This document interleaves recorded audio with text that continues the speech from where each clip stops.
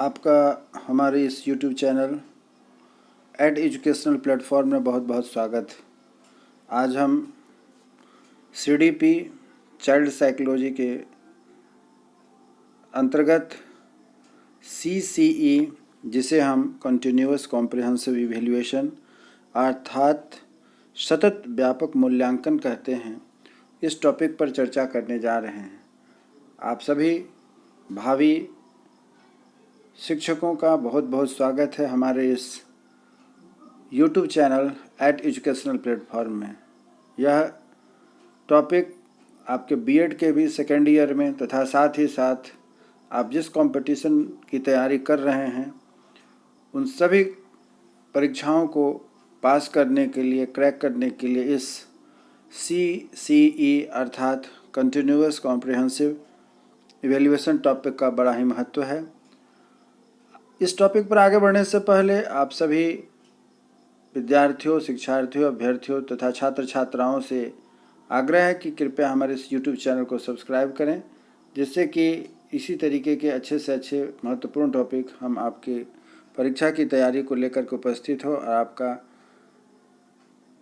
आपकी तैयारी अच्छी से हो सके। चलिए आगे बढ़ते हैं, ज़्यादा समय न लेते हुए आपसे एक उम्मीद के साथ कि आप हमारे इस YouTube चैनल के साथ आखिरी तक जुड़े रहेंगे और अपना एक सब्सक्राइब मुझे ज़रूर देंगे, जिससे कि आपकी परीक्षा के लिए हेल्पफुल जो भी कुछ हमारा से प्रयास हो सके उसको मैं आगे बढ़ा सकूंगा। CCE का आज सबसे पहले हम लोग इसके इतिहास के बारे में जानेंगे। CCE अर्थात सतत व्यापक मूल्यांकन क्या है, क्यों है, कैसे है, कहाँ से आई, कैसे है, क्या है। तो इसका हिस्ट्री के बारे में हम सबसे पहले पढ़ेंगे कि यह सबसे पहला सुझाव NEP नेशनल एजुकेशन पॉलिसी 1986 की नीति में लाई गई थी, जिसे 1986 में लाने के बाद कई वर्षों तक इसे तैयार किया गया और तैयार करने से जब यह तैयार हुआ तो NCF नेशनल काउंसिल ऑफ इसका जो NCF 2005 है उसे 2005 में लागू किया गया और उसमें सह शैक्षिक गतिविधियों पर अधिक बल दिया गया। उसके बाद RTE राइट टू एजुकेशन जो हमारा आया 2009 में, तो RTE 2009 की धारा 29(1) में CCE को लागू करने की बात की गई। उसके बाद CBSE के द्वारा सबसे पहले सन 2009 में इस CCE को कंटिन्यूअस कॉम्प्रिहेंसिव इवैल्यूएशन सिस्टम को लागू किया गया क्लास 9 के द्वारा, और उसी का जब क्लास 9 10th में पहुंचा तो पूरे देश में CCE की पैटर्न 1 अप्रैल 2010 से लागू हो जाती है। और इस प्रकार यह इतिहास था CCE का हमारे एजुकेशन सिस्टम में कैसे यह पहुंचा। इसके बाद विशेष अब हम लोग आगे बढ़ते हैं कि CCE की जो आगे की इसकी विशेष प्रक्रिया है उसको आगे बढ़ाते हुए जो आपकी परीक्षा के लिए बहुत ही महत्वपूर्ण है उस पर हम लोग चर्चा करते हैं कि यह कैसे आगे बढ़ा और क्या हुआ। तो जैसा कि मैंने अभी आपको बताया कि राष्ट्रीय शिक्षा नीति 1986 के अनुसार सतत और व्यापक मूल्यांकन, जिससे मूल्यांकन के शैक्षिक और गैर शैक्षिक दोनों पहलू शामिल हों और जो शिक्षा की संपूर्ण अवधि के लिए हो पर जोर अधिक दिया गया। अर्थात यह जो सतत व्यापक मूल्यांकन है यह उस छात्र छात्राओं के लिए पूरे 1 साल की प्रक्रिया होती है और उनका व्यापक मूल्यांकन किया जाता है, विस्तृत रूप से मूल्यांकन किया जाता है।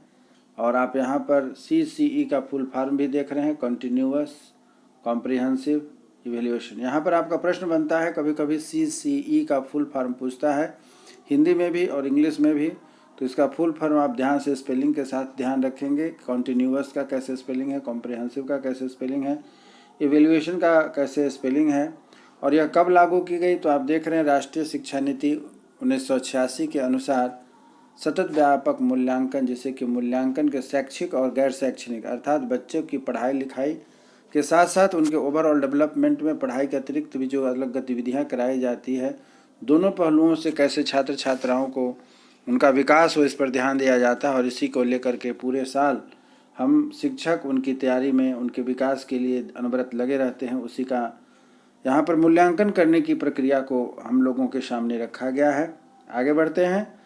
सतत एवं व्यापक मूल्यांकन, कॉन्टिन्यूअस एंड कॉम्प्रिहेंसिव इवैल्यूएशन, जैसा कि अभी मैंने बताया कि 1986 में इसे लाया गया, परंतु यह नियमित रूप से छात्रों के विद्यालय आधारित मूल्यांकन की प्रणाली 2009 में भारत के शिक्षा का अधिकार अधिनियम आरटीई के तहत यह एक अनिवार्य मूल्यांकन प्रक्रिया है जिसके तहत लाया गया। सतत एवं व्यापक मूल्यांकन बच्चों के समुचित विकास का निरंतर एवं नियमित आकलन है। क्या है, इसके बारे में आपको बताना चाहते हैं कि सतत एवं व्यापक मूल्यांकन बच्चों के समुचित विकास और निरंतर तथा नियमित आकलन है, जिसके विकास के सभी पहलुओं पर विभिन्न विधियों के द्वारा, एक नहीं है, विभिन्न विधियों और उपकरणों के द्वारा व्यापक मूल्यांकन किया जाता है। अब बात आते हैं कि मूल्यांकन और आकलन में क्या अंतर है। जनरली कन्फ्यूजन क्रिएट होता है कि मूल्यांकन क्या है और आकलन क्या है।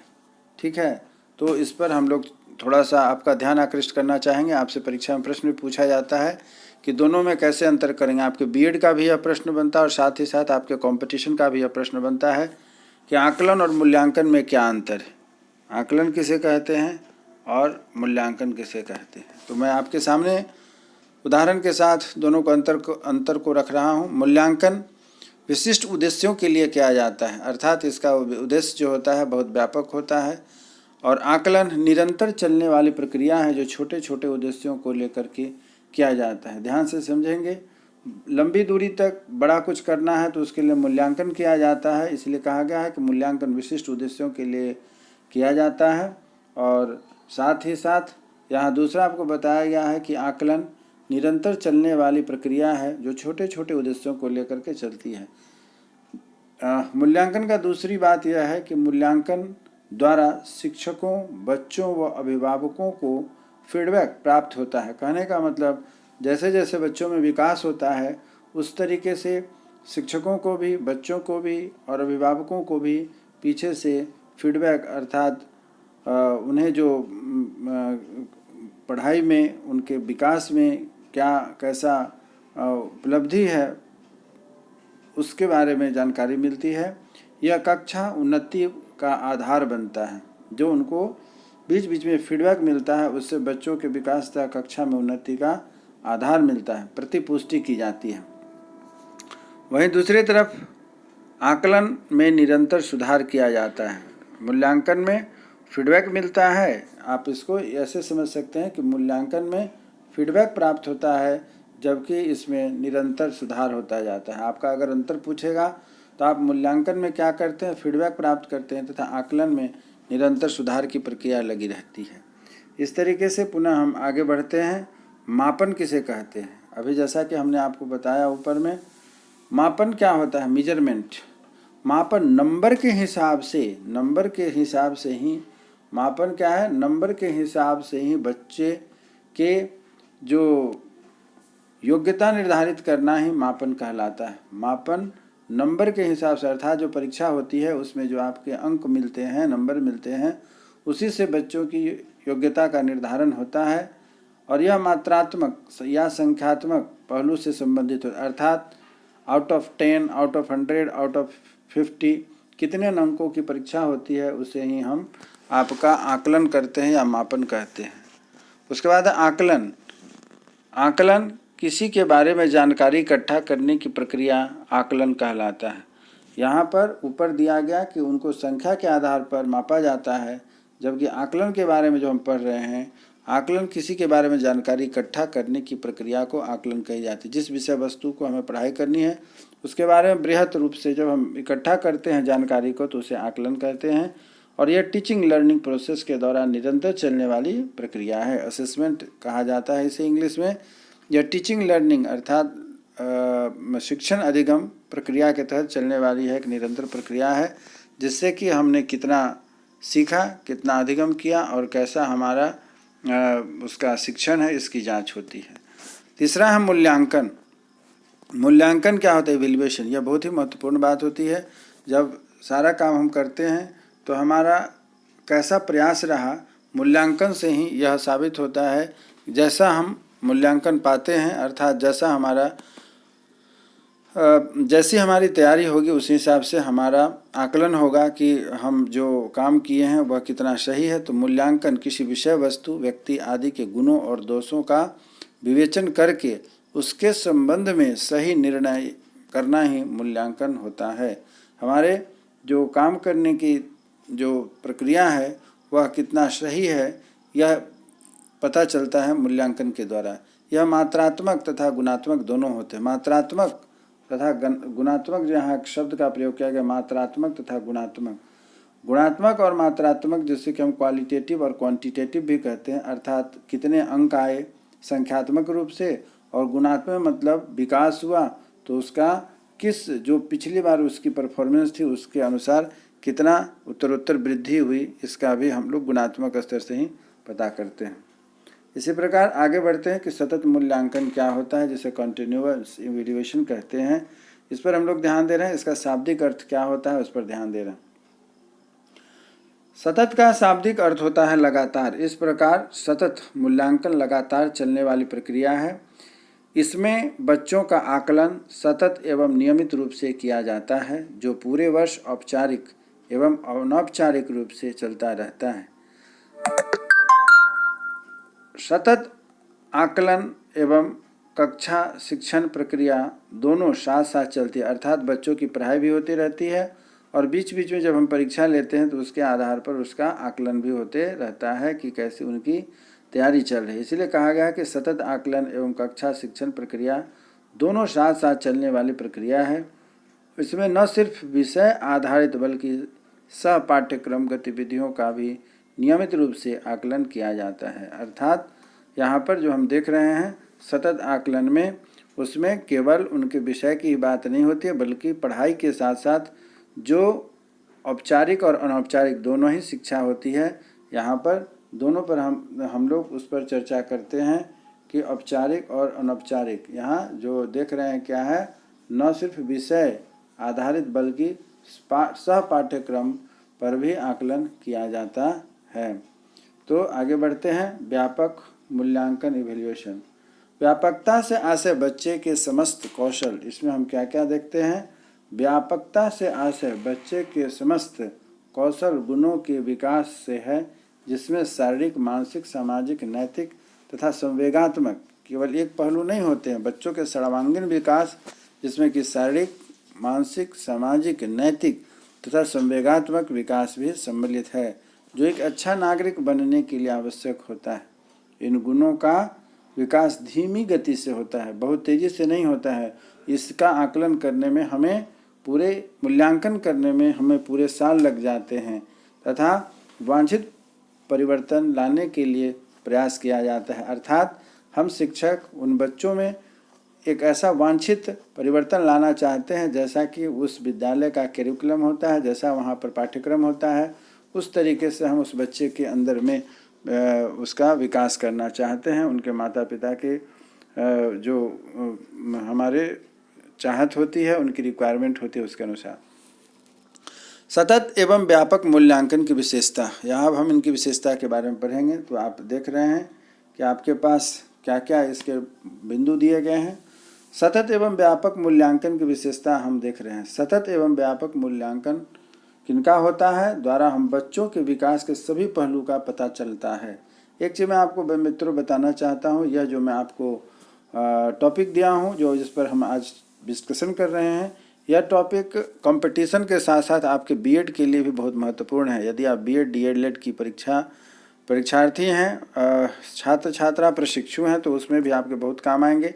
और मैंने इस ढंग से इस नोट्स को बनाया है कि आप चाहें तो इसका स्क्रीनशॉट भी बहुत अच्छे से ले सकते हैं और अपने नोट्स की तैयारी भी कर सकते हैं, जिससे बीएड के साथ साथ कंपटीशन में भी यह काम आ सकता है।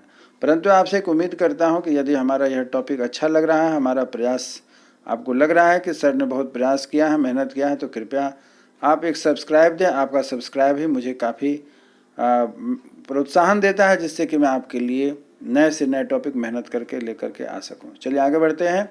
सतत एवं व्यापक मूल्यांकन की क्या विशेषता है तथा इसका क्या महत्व है। तो पहला है कि सतत एवं व्यापक मूल्यांकन द्वारा बच्चे के विकास के सभी पहलुओं का पता चलता है, अर्थात एक तरफा नहीं बल्कि मल्टी डायमेंशनल उसके कौन कौन से हैं उस पर पता चलता है। दूसरा है इसके द्वारा शिक्षक को सीखने के दौरान छात्रों को होने वाली कठिनाइयों का भी पता चलता है। बिल्कुल सही बात है। जब हम शिक्षक उनके साथ दिन रात मेहनत करते हैं तो हमें पता चलता है कि बच्चों को किन किन क्षेत्रों में कठिनाई आ रही है और बच्चे कहाँ तक सार्थक हुए उनके सीखने में यह भी पता चलता है। तीसरा है कि शिक्षक अनेक गतिविधियों एवं उपकरणों के माध्यम से यह पता करते हैं कि बच्चों ने क्या सीखा एवं उन्हें सीखने में कहाँ मदद की आवश्यकता है। अर्थात यह हुआ कि जब शिक्षक उस पर CCE करते हैं, सतत मूल्यांकन जब होता है तो उससे पता चलता है कि कहाँ पर उनकी कमी रह गई और उसमें पुनः सुधार करके पूरा साल का इंतज़ार नहीं करना पड़ता, समय बर्बाद नहीं होता है, बल्कि हम उसमें सतत मूल्यांकन के दौरान उसको पता करते हैं और उसके सुधार की प्रक्रिया वहीं से शुरू हो जाती है। इस प्रकार के बच्चों के सीखने की प्रक्रिया को आसान बनाते हैं। स्टेप बाय स्टेप थोड़ा थोड़ा करके उसकी जब परफॉर्मेंस सुधार की जाती है तो इससे बच्चों के सीखने की प्रक्रिया आसान हो जाती है। यह छात्रों के सीखने की प्रक्रिया को आसान बनाता है। ठीक है, पांचवा पॉइंट है यह छात्रों द्वारा सीखने के क्रम में आने वाली कठिनाइयों का पता लगाने में सहायक होता है। और छठा है इसके द्वारा सीखने के दौरान छात्रों को होने वाली कठिनाइयों को कम किया जाता है। चलिए इसी तरह आगे बढ़ते हैं मित्रों। सतत एवं व्यापक मूल्यांकन के उद्देश्य क्या हैं, अब क्यों इसको हमारे पाठ्यक्रम में लाया गया NCF के द्वारा तथा NPE के द्वारा, क्या ऐसी परिस्थिति थी जिससे इसे लाया गया और लाया गया तो 2009 के बाद हम इसमें क्या देख रहे हैं, इस चीज़ को हम लोग यहाँ डिस्कशन करेंगे। विभिन्न विषयों में निश्चित समय उपरांत बच्चों की प्रगति जानना, अर्थात समय समय पर उनकी बच्चों की परफॉर्मेंस। पहले परीक्षा होती थी, 2 परीक्षा होती थी, मात्र एक हाफ ईयरली और एक वार्षिक होती थी, जिससे बच्चों का व्यापक मूल्यांकन नहीं हो पाता था। लेकिन CCE अर्थात सतत व्यापक मूल्यांकन के आ जाने से विभिन्न विषयों में निश्चित समय उपरांत बच्चों की प्रगति जाना जाने लगा है। नंबर 2 है कि बच्चों के व्यवहार में कुछ परिवर्तनों का पता लगाना। नंबर 3 है कि प्रत्येक बच्चे को सीखने तथा समुचित विकास में मदद करना। नंबर 4 है सृजनशीलता को बढ़ावा देना तथा नंबर 5 है बच्चों के व्यक्तिगत एवं विशेष ज़रूरतों का पता चलना, अर्थात हर बच्चे की अपनी कुछ व्यक्तिगत आवश्यकता होती है और उनकी विशेष आवश्यकता होती है, उसको अगर समय पर मिल जाए तो वही बच्चे आगे बढ़ते हैं और उनका विकास अच्छे से होता है। इसीलिए बच्चों की व्यक्तिगत और विशेष ज़रूरतों का पता लगाना भी हमारा इस CCE का मुख्य उद्देश्य होता है।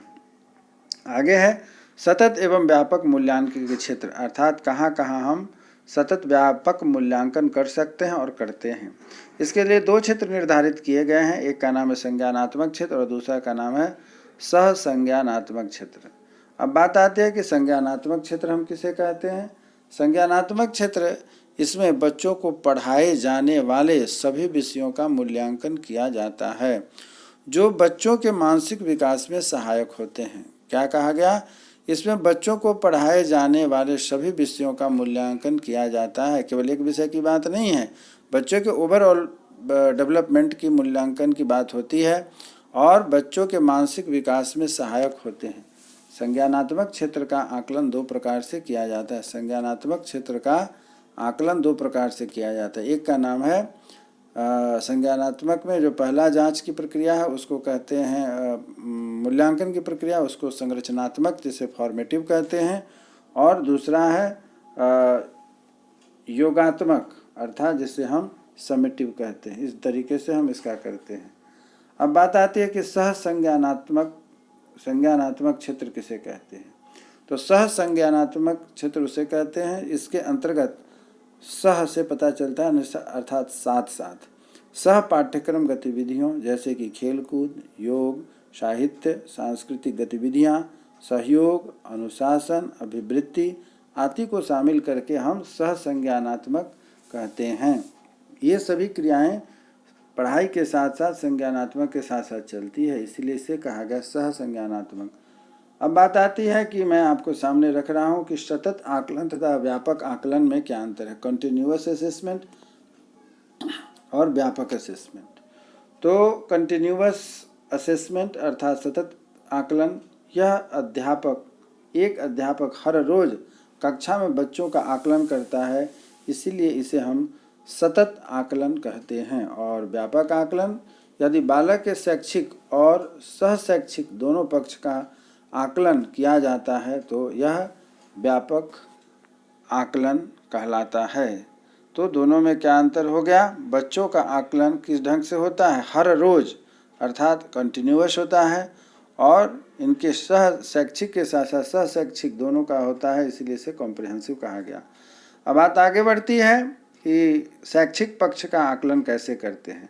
तो जैसा कि मैंने अभी ऊपर बताया कि शैक्षिक पक्ष का आकलन के दो तरीके हैं।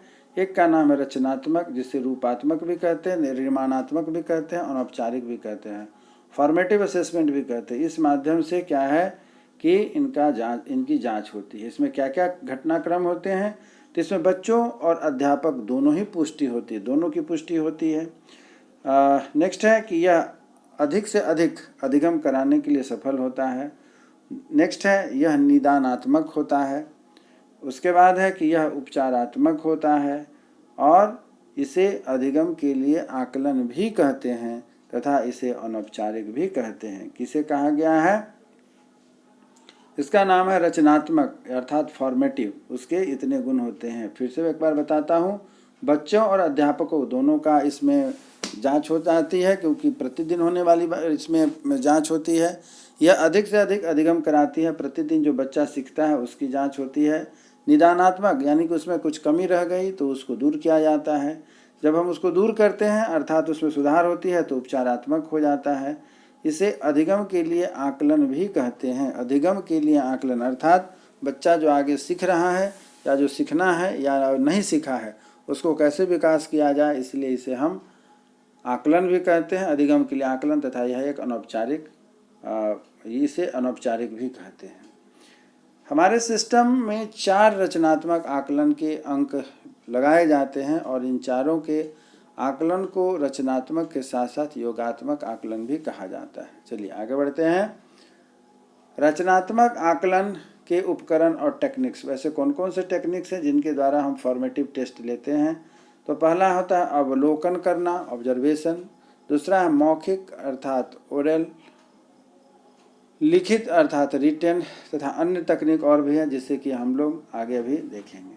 योगात्मक अर्थात सारांशात्मक, संकलनात्मक, औपचारिक आकलन जिसे कि हम समेटिव कहते हैं, उसकी चर्चा हो रही है। यह समेटिव की परीक्षा क्या होती है? यह साल में केवल 2 बार होती है। फॉर्मेटिव जैसा कि मैंने कहा कि हमेशा होते रहती है परीक्षा बच्चों की, उसी हिसाब से यह समेटिव क्या है? समेटिव आपको साल में मात्र 2 बार होते हैं, संभवतः एक बार सितंबर में और दूसरी बार मार्च में। अगला पॉइंट है कि यह अधिगम का आकलन होता है। यह अधिगम का आपने कितना सीखा उसका आकलन होता है। इनको हम उपलब्धि परीक्षण भी कहते हैं। इस टेस्ट का नाम उपलब्धि परीक्षण भी होता है। यह उपचारात्मक और निदानात्मक दोनों नहीं है। ध्यान देने के बाद परीक्षा में आपसे बनेगा ऐसी कौन सी क्रिया जो कि उपचारात्मक और निदानात्मक नहीं है, तो उसके लिए हम क्या कहेंगे? समेटिव परीक्षा जो होती है वह उपचारात्मक और निदानात्मक नहीं है। इस पेपर पेन परीक्षण भी कहते हैं। इसे पेपर पेन अर्थात लिखित डिस्क्रिप्टिव परीक्षा होती है, इसलिए इसे पेपर पेन परीक्षण भी कहते हैं। यह आंतरिक एवं बाह्य दोनों ही शक्ति है जो हो सकती है, जो ज़्यादातर बाह्य होती है। यूँ तो ज़्यादातर बाह्य होती है और आंतरिक भी होती है। सह शैक्षिक पक्ष का आकलन, शिक्षण के साथ साथ और कौन कौन से काम हम करते हैं उस पर भी बात हो रही है यहाँ। इसके अंतर्गत सहगामी क्रियाएं कराई जाती है, और इस पक्ष के आकलन के लिए परीक्षा नहीं होती, बल्कि जिन जिन क्रियाओं में बच्चे भाग लेते हैं अर्थात बच्चों की इंटरेस्ट पर होती है, या परीक्षा बच्चों की रुचि पर होती है। रिकॉर्ड साल भर चलते रहते हैं, और रिकॉर्ड के प्रकार कितने होते हैं? तो पहला होता है संचित अभिलेख अर्थात जिसको कॉम्युलेटिव कहते हैं।